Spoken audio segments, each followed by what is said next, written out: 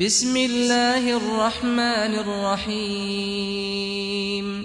تو بہرحال ان کی خطاب سے پہلے میں ایک ننھا مقرر، وہ بھی ہمارا ایک نوجوان سٹوڈنٹ ہے، ان سے درخواست ہے کہ وہ مائک پہ تشریف لائیں اور اپنی مخصوص آواز میں خطاب کریں۔ السلام علیکم ورحمۃ اللہ وبرکاتہ۔ الحمدللہ وکفا وسلام علی عبادہ الذین اصطفیٰ، اما بعد اعوذ باللہ من الشیطان الرجیم، بسم اللہ الرحمن الرحیم۔ وَلَقَدْ آتَيْنَاكَ سَبْعًا مِّنَ الْمَثَانِي وَالْقُرْآنِ الْعَظِيمِ۔ معزز سامعین اور میرے محترم بھائیوں، میرے ذمہ جو آج موضوع لگایا گیا ہے وہ ہے قرآن مجید کی عظمت۔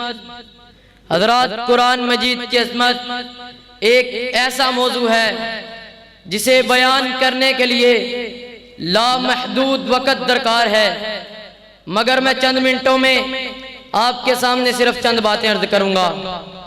حضرات، قرآن مجید کی عظمت کے لیے کیا یہ بات ہی کافی نہیں ہے کہ یہ کتاب عام کتابوں کی طرح نہیں ہے؟ جس طرح وہ ہستی بے مثال ہے اسی طرح یہ کتاب بھی بے مثال ہے۔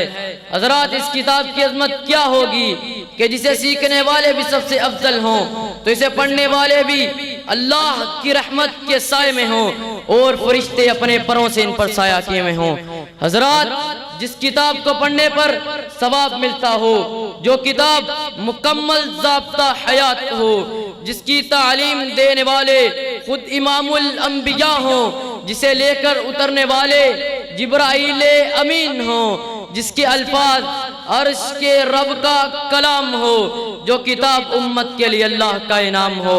حضرات، اس کتاب کی عظمت کیا ہوگی کہ جسے یاد کرنے والے کی فضیلت تو بہت ہے، مگر اس کے والدین کو بھی تاج پہنایا جائے گا اور حافظ قرآن سے کہا جائے گا اقرأ وارتقی، قرآن پڑھتا جا اور جنت کے درجات حاصل کرتا جا۔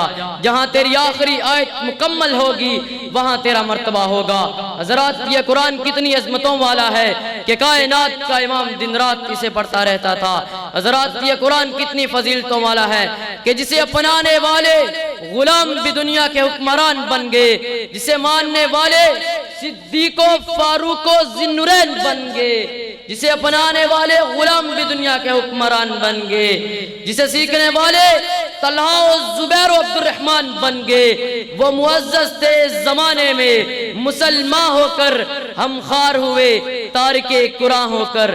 حضرات، یہ قرآن ہی تھا جس نے ابی بن کعب کو یہ شان عطا کی تھی کہ رب کائنات نے امام کائنات کو حکم دیا تھا کہ ابی سے کہو قرآن پڑھ کر سنائے۔